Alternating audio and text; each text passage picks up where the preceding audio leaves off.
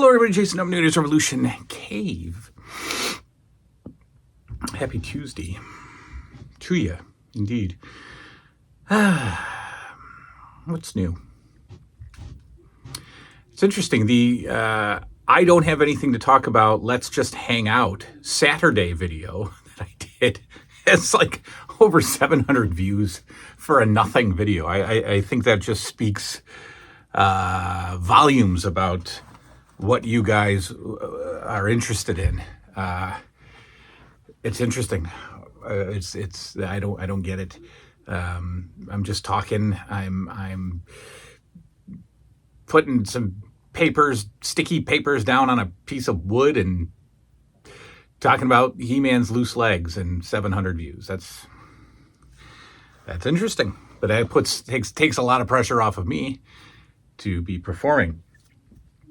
So thanks for that, obviously. Thanks for watching. What else? Stomach has been off for a few days. That's never good.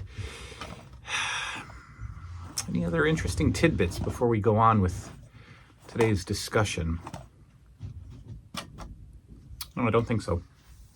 I was at Goodwill yesterday because I'm on the hunt for a Blu-ray player, folks. I need yet another Blu-ray player.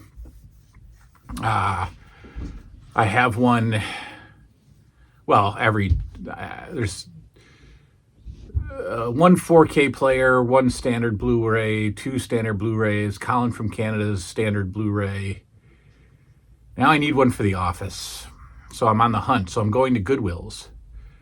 Why do I need one for the office? Well, because I'm expanding movie watching at the office, and it's good. I like it. The other day I finished the entire G.I. Joe, the first G.I. Joe movie, not the cartoon, the live action from 10 years ago or so. I don't know. The second one has a rock in it. Loved it. But I watched it at the office. When I have a cancellation, it's an hour. It's going to be an hour cancellation. That's an hour's worth of a movie. So I need a Blu-ray player for the office. So anyway, I went to Goodwill on the hunt for a Blu-ray player. I could very easily go to Savers or the Canadian Value Village, but Savers has ridiculous concepts of pricing, and a Blu-ray player at Savers would probably run me $24.99, which isn't even worth commenting on. So I thought Goodwill. I walked up and down the electronics section with hope and some vim and vigor. Came up short. 2 or 3 DVD players, and that was about it. But amongst the treasures, the electronics treasures, was this little fella. A little fella indeed. A little professor. That's right. Now I know that some of you just had your brain punched just now by seeing this, because this is an item that you forget that you ever had. This is an item that disappears from your memory, but this is a calculator that we all had in second grade. Yeah, so I grabbed him for all of $3. Or at the Goodwill, $3.23. And would you like to round up to 4? What's the deal with rounding up everywhere you go? When does this become a thing? I know we've already discussed the tip thing, where you have to tip for everything. Anything, Subway sandwich is made for you, you got to tip. But the rounding up, I don't get it. I understand that you maybe you take the change and you put it to charity, but the rounding up, and what do you say? Sure. You say sure. Unless you're a man and you say no, but I just say, I really got to stop with the rounding up. But anyway, this was $4 after rounding up, of course. And I like it. It's cute. It's fun. It has battery slot, of course. And I don't feel like, well, I do have my little screwdrivers down here. Let's see about the corrosion, if there is any.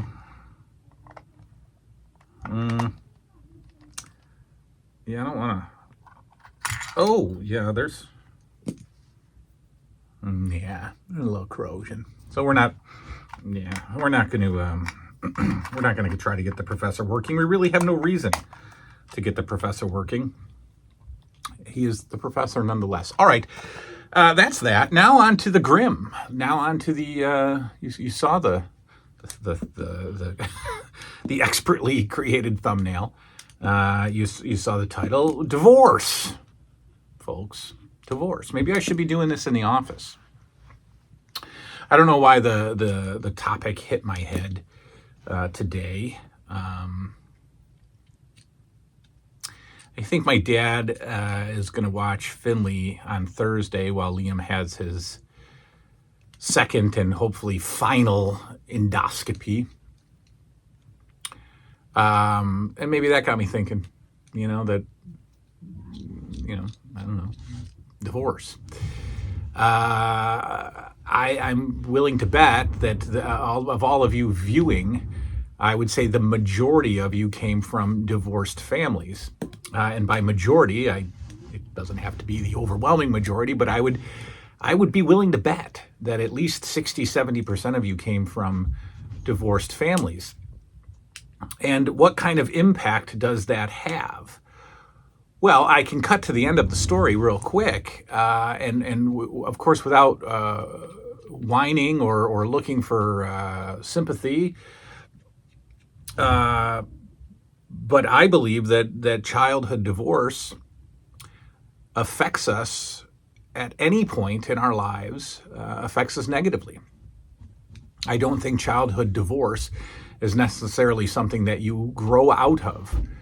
I think you are forever impacted by the divorce of your parents. And I can't say especially at a young age, or especially at a teenager age, or especially as a 20-year-old. I don't know. I would probably debate that it all feels the same. I can sit here today and say at almost 50, a year and 3 months away from 50, folks, I can say that I am still, in one way or another, impacted negatively by my parents' divorce. It happened before the Christmas of '85. I don't have the exact dates. I'm sure I could just find out, but I believe my little 9-year-old brain tells me that it was somewhere around October or so. October, November, maybe. And my dad worked for a company called Kodak, which it's kind of world recognized now, but at one point it was right here in good old Rochester, New York. And my dad, along with every other dad on the planet Rochester, worked at Kodak. And back then they had what was called trick work, where you would work all 3 shifts whenever they wanted you to. So my dad, who's always been a workhorse, would just work this trick work. So I didn't see him a lot during this particular period of time, so much so to where I have almost no memories of my parents together. And I am the memory machine. And I do not have a lot of memories of my parents together. I have a few, but not a lot. So I just think I probably didn't see him a lot around the house at 7, 8 years old. I just don't remember. And the shift work might have had something to do with it. But I remember not seeing my dad for about a week and finally asking my mom, "Where's Dad?"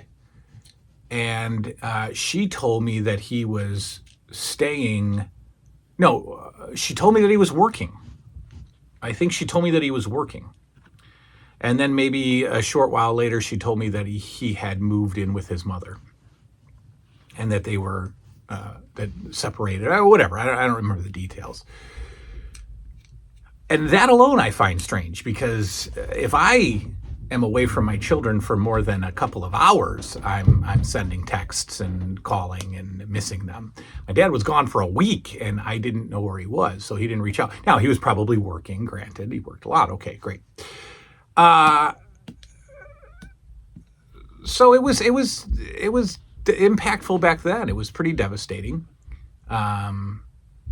We immediately began to decline financially, and we had to move out of the childhood home. Maybe May or so of '86. My mom could no longer, she couldn't afford the house, and we had to sell the house. I don't know the details. We had to sell the house. I remember she rented a house with a boyfriend, which obviously doesn't sit right 6 months later, but that's a whole different story. And then we lived with my grandparents, all of us as a family, me and my sisters and my mom. And then my mom got an apartment, and I started going to public school. So the tragedies and the losses and the downfalls began. It began then, Christmas '85, early '86. I was taken out of the private Catholic school where I was living my best life and thrust into public school where it was total culture shock. I remember the visitations with my dad were your stereotypical weekends.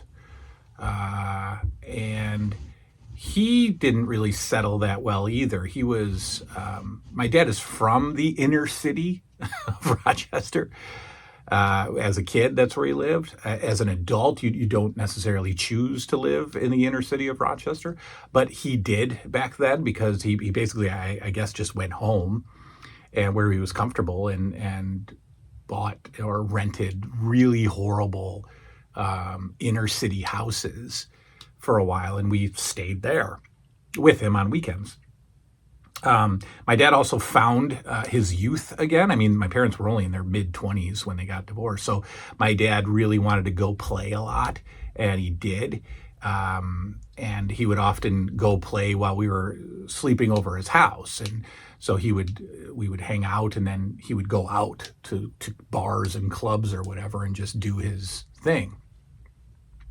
I remember my dad having a lot of girlfriends. I remember my mom having a lot of boyfriends. My dad's girlfriends I didn't mind. My mom's boyfriends I hated.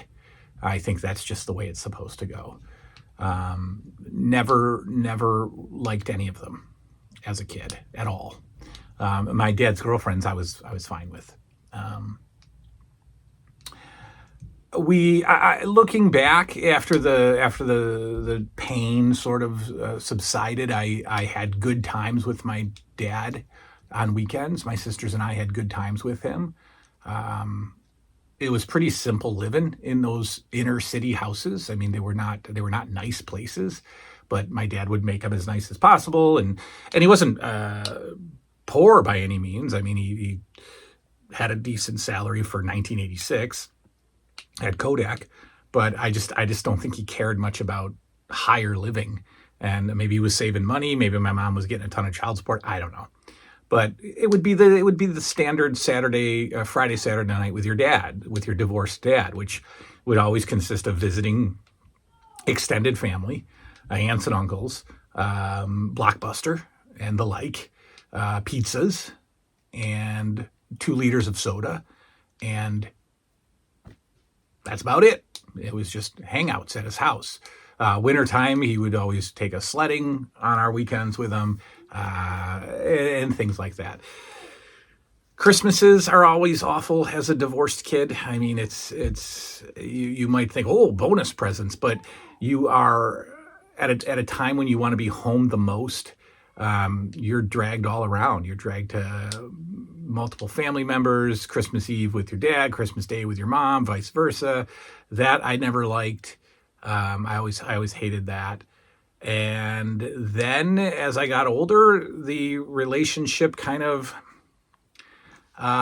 it got it got strained. Not like angrily strained, just distant, because I think if you don't grow up with a consistent mom, dad, sibling family, siblings are optional, of course, but if you don't grow up with your family intact, I think you start to lose affection and feelings for your family members. And the most affection and the most feelings I had were for my grandparents, because I was with them consistently from a certain age on to a very late age of 23 when I moved out for the second time. Moved out for a very brief period of time. Oh, the children are fighting upstairs. That's too bad. So I don't have good relationships with my mother. I have a relationship with my dad. It's just not as close as it should have been had we all grown up together. So there are definitely casualties. I mean, both of my sisters went very south with their behaviors and addictions, and one of them is dead as a result. And we're just not a close family. We're not close. I'm not close with my sisters. I'm not close with their children. I'm not close with my mom at all. I'm not close with my dad's extended family. My mom had no extended family, but I'm not close with my aunts on my dad's side. I wasn't close with my dad's mother, my grandmother on my dad's side. It just cocked everything up. And I hated it. And I hate it even still to this day. I hate the concept. I get the concept. I understand it. I'm not telling everybody to stay where you're at if you're unhappy, but I just won't put my kids through it ever.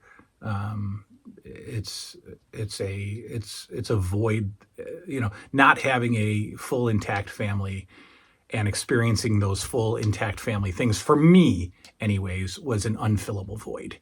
And my take on family today is changed as a result of divorce. I was only close with my grandparents. That's it.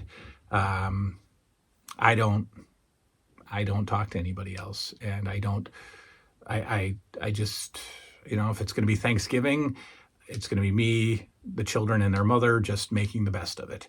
And same for Christmas and Easter and whatever other holiday. And I hate that I might be continuing a trend. I want my children to embrace their future wives, families, and all that stuff. I want them to do that, but they're not getting the best lessons early on. It's, to me, especially in the mental health field, I see so many adult children of divorce who have not healed. And it's sad because parents don't realize that this is going to be a forever stain on the child's life. If any of you are divorced, I'm not throwing stones. I'm just talking about how it impacted me. So there you go. Now let's all have a good cry, and that's your entertaining, upbeat video for the day. But The Little Professor, going up on the 80s stuff shelf right now. Put your divorce stories down below if you want, or put the stories of how your family was your stereotypical Leave It to Beaver, all together Sunday church. Love to hear those stories too. Good for you. Good for you. Especially if your parents are still in your childhood home and all your good stuff is in the attic. That is an experience I never had. That is awesome. I love hearing that. All right, that is all. We will see you next time. Good night now.